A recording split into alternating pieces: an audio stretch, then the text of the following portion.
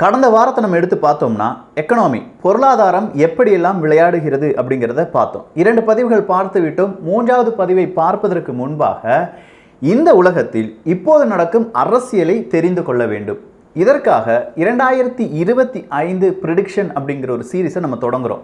இதில் எப்பவுமே வீடியோ வராது, பட் கண்டிப்பாக இதில் வர்ற வீடியோ பல வருடங்களுக்கு பிறகு பேசப்படும் அப்படிங்கிறதுல நம்பிக்கையுடன் நாம் வீடியோ போட போகிறோம்.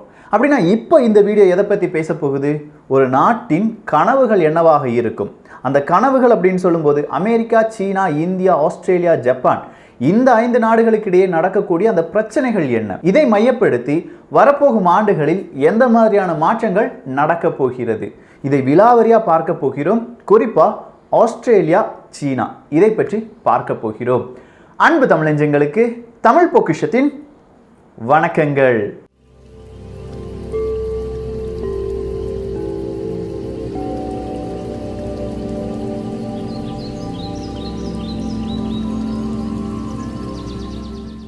என்ன ப்ரோ, ஆஸ்திரேலியா அப்படிங்கிற மாதிரி கொண்டு போகிறீங்க, இது ஆஸ்திரேலியாலாம் நமக்கு தெரிய வேண்டிய தேவை இருக்கா?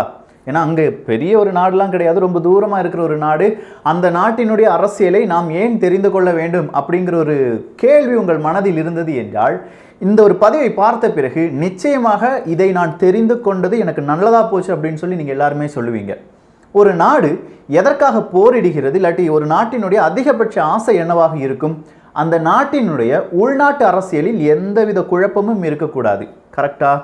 அதே மாதிரி அந்த நாட்டினுடைய இன்ஃப்ளூயன்ஸ் அப்படிங்கிறது எவ்வளோ மேக்சிமமாக எத்தனை நாடுகளை அந்த நாடு கட்டுப்படுத்த முடியுமோ அத்தனை நாடுகளும் அது கட்டுப்படுத்த நினைத்து கொண்டே இருக்கும். இதை தான் ஒவ்வொரு நாடுகளும் செய்து வருகிறது, ஒவ்வொரு அரசாங்கங்களும் செய்து வருகிறது.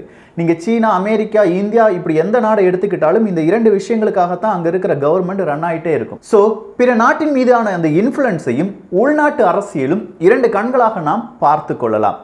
பல பேருக்கு பலவிதமான டவுட் இருக்கும். ஒரு நாட்டினுடைய அரசியலில் வேறொரு நாடு ஈடுபட முடியுமா? எப்படியெல்லாம் ஈடுபட முடியும்? இந்த மாதிரியான சில விஷயங்கள் தான். உதாரணத்துக்கு எடுத்துக்கிட்டிங்கன்னா, நேபாள் எடுக்கும்போது நேபாளத்தினுடைய அந்த அரசாங்கம் கவிழாமல் இருப்பதற்கு சீனா தான் காரணம் என்பதை நாம் பார்த்தோம். ஸோ நேபாளத்துக்கு யார் கை கொடுக்குறாங்க? சீன அரசாங்கம் கை கொடுத்து வருகிறது. பாகிஸ்தான்லையும் சீனாவினுடைய பலவிதமான காய் நகர்த்தல் என்பது வந்து கொண்டே இருக்கிறது. அதே மாதிரி ஆஸ்திரேலியாவுக்கு இந்த சீனா ஏதாவது ஒரு ப்ரெஷரை கொடுத்தாங்களா, அழுத்தத்தை கொடுத்தார்களா? ஆஸ்திரேலியா அப்படின்னு சொல்லும்போது இப்போது இந்தியாவின் பக்கம் வந்து கொண்டிருக்கும் ஒரு நாடாக இருக்கிறது. Australia, Japan, America, India, quad countries.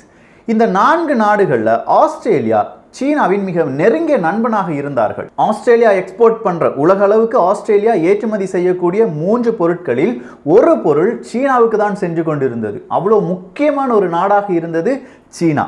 சீனாவில் இருக்கிற நிறைய மாணவர்கள் ஆஸ்திரேலியாவில் படிக்கிறாங்க. சொல்லப்போனால் ஆஸ்திரேலியாவினுடைய 9 மெயினான யூனிவர்சிட்டியில் 17% ரெவென்யூ யார் வழியாக கிடைக்கிறது அப்படின்னு கேட்டிங்கன்னா சீனா வழியாகத்தான் கிடைக்கிறது. ஆஸ்திரேலியாவை பொறுத்த வரைக்கும் ஆஸ்திரேலியன் டாலர் 11 பில்லியன் அளவுக்கான தொகை சீனாவினுடைய சுற்றுலா வழியாக மட்டுமே கிடைக்கிறது. ஸோ இப்படிப்பட்ட ஒரு நாடை ஏன் ஆஸ்திரேலியா பகைக்க வேண்டும்? இதற்கான காரணம், இதற்கான விடை எது அப்படின்னு கேட்டிங்கன்னா, நான் முதல்ல சொன்னது தான் இன்டர்னல் பொலிட்டிக்ஸ். ஸோ இந்த இன்டர்னல் பொலிட்டிக்ஸ், ஆஸ்திரேலியாவினுடைய உள்நாட்டு அரசியலில் சீனா மூக்கை நுழைத்ததா?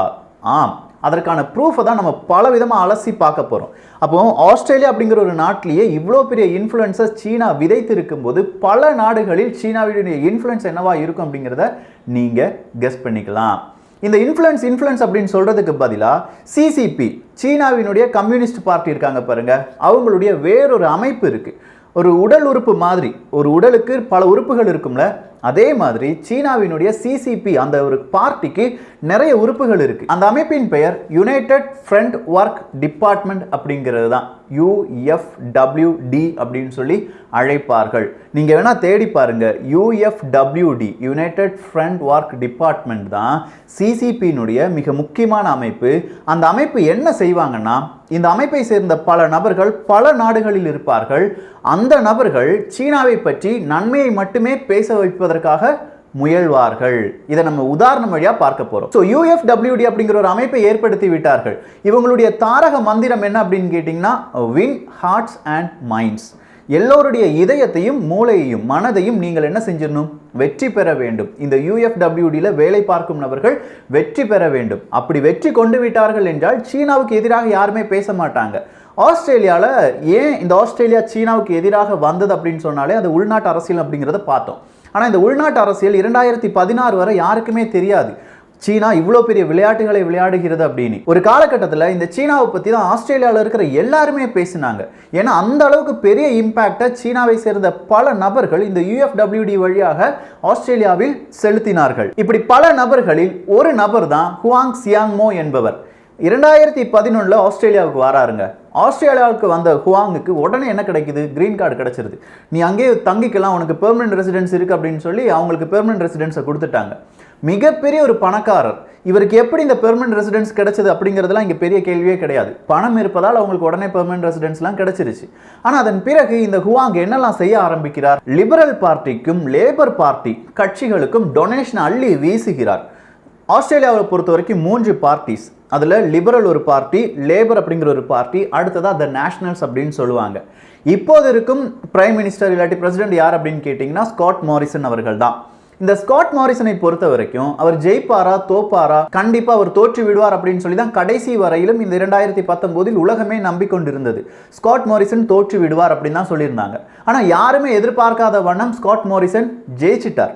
ஏன்னா ஆஸ்திரேலியா அப்படின்னு சொல்லும்போது அமெரிக்காவினுடைய நண்பனாக இருந்தாலும் சீனாவினுடைய ட்ரேட் பார்ட்னராக இருந்தாங்க. ஸோ ஆஸ்திரேலியாவை யார் ஆளப்போகிறார்கள் அதை பொறுத்து தான் இந்த 2 நாடுகளுடைய அந்த ட்ரேட் இல்லாட்டி அவர்களுடைய எதிர்காலம் இருக்கும். ஸ்காட் மாரிசன் லிபரல் பார்ட்டியை சேர்ந்தவராக இருந்தாலும் த நேஷனல்ஸ் கூட அவங்க என்ன செஞ்சு வச்சுக்கிட்டாங்க?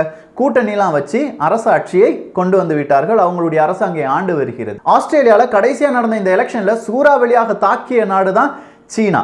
ஹுவாங் அப்படிங்கிற ஒரு வந்தார்ல, அவர் வந்து நிறைய டொனேஷன் கொடுக்குறாரு. லிபரலுக்கும் லேபர் பார்ட்டிக்குமே டொனேஷன் கொடுக்குறார். நிறைய யூனிவர்சிட்டிக்கு டொனேஷன் கொடுக்கிறார். இப்படி டொனேஷன் கொடுக்கும்போது இவர் என்ன சொல்லுவார்னா, எனக்கு தேவையான மாணவர்களை நீங்கள் இந்த யூனிவர்சிட்டியில் சேர்த்துக்கொள்ள வேண்டும் அப்படின்னு சொல்லுவார். சீனாவிலேருந்து நிறைய மாணவர்களை இந்த யூனிவர்சிட்டியில் படிக்க வைப்பார். ஓகே, நல்ல விஷயம்தான். ஆனால் அதன் பிறகு அவர் என்ன செஞ்சார்? வேறொரு அமைப்பை தொடங்கினார். அந்த அமைப்பின் பெயர் ACRI அப்படின்னு சொல்லுவாங்க. ஆஸ்திரேலியா சீனா ரிலேஷன்ஷிப் இன்ஸ்டிடியூட் அப்படிங்கிறது தான். 2014 சிட்னியில் இப்படி ஒரு அமைப்பு ஏற்படுவதற்கு மிக முக்கியமாக இருந்த ஒரு நபர் ஹுவாங் என்பவர் தான். ஸோ 2014 ACRI யாரால் அமைக்கப்படுகிறது? ஹுவாங் என்கிற ஒரு நபரால் அமைக்கப்படுகிறது. இந்த ஹுவாங் என்கிற நபர் எந்த அமைப்பை சேர்ந்தவர்? சீனாவினுடைய CCP பார்ட்டியினுடைய ஒரு அங்கமாக இருக்கும் UFWD அப்படிங்கிற அமைப்பை சேர்ந்தவர். ACRI கொண்டு வந்துட்டாங்க. ஆஸ்திரேலியா சீனா ரிலேஷன்ஷிப் இன்ஸ்டிடியூட்டை கொண்டு வந்த பிறகு சீனாவில் என்னென்ன பிரச்சனைகள் இல்லாட்டி சீனா நினைக்கக்கூடிய நிறைய பிரச்சனைகளை இந்த ACRI வழியாகவே இவர்கள் தீர்த்து கொண்டார்கள். ஆஸ்திரேலியாவுக்குள்ள நிறைய நபர்களை அனுப்புவது, ஆஸ்திரேலியாவுக்குள்ள சீனாவினுடைய சில பாட புத்தகங்களை அனுப்புவது, இப்படின்னு சொல்லி இந்த ACRIயினுடைய பங்கு அபரிவிதமாக வளர்ந்து கொண்டே போனது. இதுல முக்கியமா வேறொரு விஷயத்தை நம்ம கவனிக்க வேண்டும். ஒன் சீனா அப்படிங்கிற பாலிசியில் சீனா உறுதியாக இருக்கிறது. அதன் காரணமாகத்தான் ஹாங்காங் பிரச்சனை, தைவான் பிரச்சனை, திபெத் பிரச்சனை இது எல்லாமே நடைபெறுகிறது. ஆஸ்திரேலியாவில் இவங்க வேறொரு அமைப்பை ஏற்படுத்தினார்கள். யாரு? இந்த UFWD அப்படிங்கிறவங்க வேறொரு அமைப்பை ஏற்படுத்தினார்கள். அந்த அமைப்பின் பெயர் Australian council for the promotion of peaceful reunification of China. So சீனாவினுடைய ஒன் சீனா பாலிசிக்கு தேவையான ஒரு அமைப்பை ஆஸ்திரேலியாவில் கொண்டு நிறுவுறாங்க UFWD. இதற்கு தலைவராக இருந்தவர் யார் அப்படின்னு கேட்டிங்கன்னா இந்த ஹுவாங் அப்படிங்கிறவர் தான். ஸோ இப்போ உங்களுக்கு அந்த கனெக்ஷன் கிடைச்சிருச்சு. இந்த ஹுவாங் அப்படிங்கிறவர் மிகப்பெரிய ஒரு வளர்ச்சி கண்டு நிறைய பார்ட்டி வைப்பார் அங்கே இருக்கிற நிறைய அரசியல்வாதிகளுக்கு. ஏன்னா 2 பார்ட்டிக்கு இவர் என்ன கொடுத்துட்டு இருக்கார்? டொனேஷன் கொடுத்துட்டு இருக்கார். ஸோ ஒரு கட்டத்தில் இந்த ஹுவாங் அப்படிங்கிறவர் ஒரு விருந்தை வைக்கிறார். அந்த விருந்துக்கு லேபர் கட்சியை சேர்ந்த மிக முக்கியமான செனட்டர் ஒருவரை அழைத்து வருகிறார். அந்த செனட்டருடைய பெயர் செனட்டர் சாம் டெஸ்டேரி அப்படிங்கிறவர் தான். ஸோ இந்த சாம் டெஸ்டேரி அப்படிங்கிறவர் ஒரு ஊழல் வழக்கில் மிகப்பெரிய வழக்கில் எல்லாமே சிக்கிய ஒரு நபர். அப்படி அந்த நபர் சிக்கி இருக்கும்போது அவருக்கு தேவையான எல்லா லீகலையும் யார் தான் செஞ்சுக்கிட்டாங்க? சீனாவினுடைய வேறொரு அமைப்பு தான் செய்தது. அந்த அமைப்பு யாருடையது தான்? இந்த ஹுவாங் அப்படிங்கிற பணக்காரருடையது தான். ஸோ அந்த விருந்தில் இந்த சாம் அப்படிங்கிறவர் வந்துட்டார். செனட்டர் வந்துட்டு ஒரு வார்த்தையை விடுறார். அதாவது எல்லார் முன்னாடியும் நிறைய அரசு அதிகாரிகள் எல்லாருமே இருக்காங்க. ஒன் சீனாவை நாங்கள் ஆமோதிக்கிறோம், ஆஸ்திரேலியா ஆமோதிக்கிறது. சவுத் சீனா, தென் சீன கடல் என்பது சீனாவுக்கு முழுவதுமாக சொந்தம் கொண்டாடக்கூடிய ஒரு கடல் பரப்பு. அது சீனாவினுடைய தனிப்பட்ட விவகாரம். அதற்கு ஆஸ்திரேலியா எப்போதுமே துணை நிற்கும். இப்படிங்கிற வார்த்தையை அடுக்கடுக்கா சொல்லிக்கிட்டே இருக்கார். ஸோ இந்த இடத்துல நல்லா கவனிச்சுக்கோங்க. உள்நாட்டு அரசியலில் ஒரு புயல் வீச ஆரம்பித்திருக்கிறது. இந்த ஒரு புயல், இந்த ஒரு வார்த்தை தென் சீன கடல் முழுவதும் சீனாவினுடையது, ஒன் சீனா பாலிசிக்கு நாங்கள் எதிர்ப்பு தெரிவிக்க மாட்டோம்.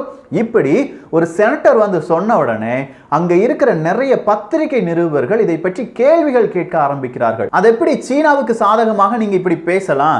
ஏன்னா 2 நாளைக்கு முன்னாடி தான் இந்த லேபர் கட்சியை சேர்ந்தவர் மிக முக்கியமான வேறொரு அறிவிப்பை கொடுத்திருந்தார். தென் சீன கடலில் பலவிதமான செயற்கை தீவுகளை சீனா செய்து வருகிறது, அதை நாங்கள் அனுமதிக்க மாட்டோம் அப்படின்னு சொல்லி இந்த லேபர் கட்சியினுடைய முக்கிய தலைவர் ஒரு அறிவிப்பை கொடுத்திருந்தார்.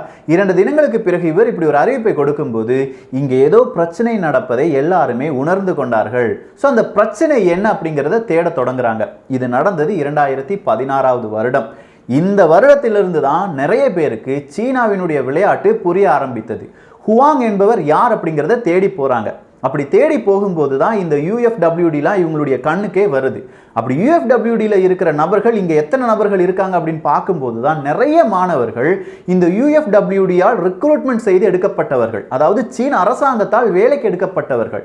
அவங்களுடைய வேலையே இந்த மாணவர்களை இல்லாட்டி பலவிதமான நபர்களை வேலைக்கு எடுத்து பிற நாடுகளுக்கு அனுப்பி அவங்களுடைய சீனாவினுடைய ஐடியாலஜியை மீதம் இருக்கும் நாடுகளுக்கு பரப்ப வைப்பது தான். அப்படி பரப்ப வைப்பதற்காக இவங்க என்ன செய்வாங்க, பலவிதமான மல்டி மில்லியனியர்ஸ், பில்லியனியர்ஸ் எல்லாம் கொண்டு ஒவ்வொரு நாடுக்கும் அனுப்பி விடுவாங்க. இப்போ டிக்டாக் இதே மாதிரி பலவிதமான அப்ளிகேஷன் இந்திய நாட்டுக்குள் வந்ததும் இதே ஒரு ரீசனுக்காகத்தான். பலவிதமான ரீசன்ஸ் இதுக்கு பின்னாடி இருக்கும். இப்போவே உங்களுக்கு சின்னதா உணர்ந்திருப்பீங்க. சரி, இந்த ஒரு பிரச்சனைக்கு பிறகு அடுத்ததா என்ன நடந்தது?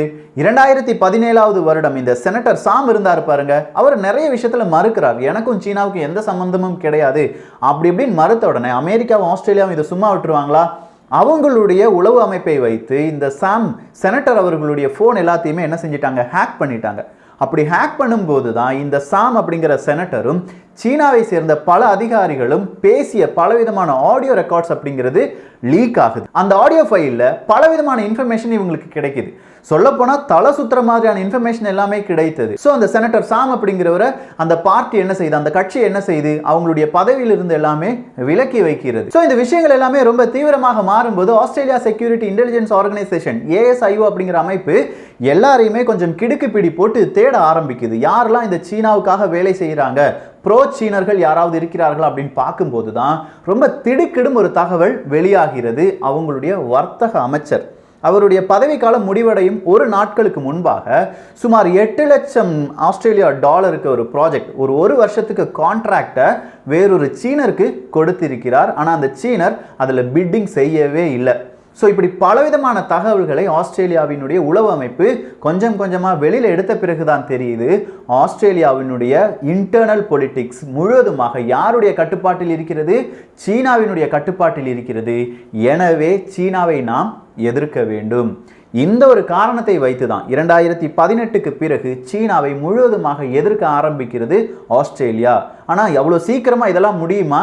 முடியாது. பணபலம், படைபலம் எல்லாமே கூடுதலாக சீனாவிடம் இருக்கும்போது கொஞ்சம் கொஞ்சமாக சீனாவை விட்டு விலக நினைத்த ஆஸ்திரேலியாவுக்கு இப்போது தென் சீன கடலாக இருக்கட்டும், இந்தியாவாக இருக்கட்டும், அமெரிக்காவாக இருக்கட்டும், இல்லாட்டி ஜப்பானாக இருக்கட்டும் ஒரு ஆதரவு கரமாக தோன்றுகிறது. இந்த 4 நாடுகளும் சேர்ந்து தான் சீனாவை எதிர்க்க வேண்டுமா? இந்த ஒரு கேள்வியும் உங்களுக்கு இருக்குதுல்ல. கண்டிப்பா இந்த 4 நாடுகள் சேர்ந்து சீனாவை எதிர்த்தாலும் 2025 உலகின் நம்பர் 1 நாடாக சீனா மாறும். அது எப்படி? சின்னதாக ஒரு GDP கால்குலேஷன் எல்லாமே இருக்கு, அடுத்த பதிவில் பார்த்து விடலாம். ஸோ இப்போ உங்களுக்கு இந்த பதிவில் வந்து என்ன புரிந்தது? ஒவ்வொரு நாட்டினுடைய இன்டர்னல் பொலிட்டிக்ஸை கூட யாரால் கண்ட்ரோல் பண்ண முடியுது? சீனர்களால், இல்லாட்டி வேறு பல நாடுகளால் கண்ட்ரோல் பண்ண முடியுது. இதே மாதிரி பல நாடுகளிலும் பல நாடுகள் செய்திருக்கின்றன. அது ஒவ்வொன்றா இந்த ஒரு சீரீஸ்ல பார்த்துடலாம். உங்களுடைய கருத்துக்கள் இங்கே வரவேற்கப்படுகின்றன. எல்லோரும் தமிழ் பொக்கிஷத்தில் இணைந்திருங்கள். தமிழ் பொக்கிஷம் சேனலை சப்ஸ்கிரைப் செய்யாத தோழர்கள் தோழிகள் தயவு செஞ்சு சப்ஸ்கிரைப் பண்ணிக்கோங்க. நல்லதை பகிர்ந்து நல்ல சமுதாயத்தை உருவாக்குவோம். நன்றி, வணக்கம்.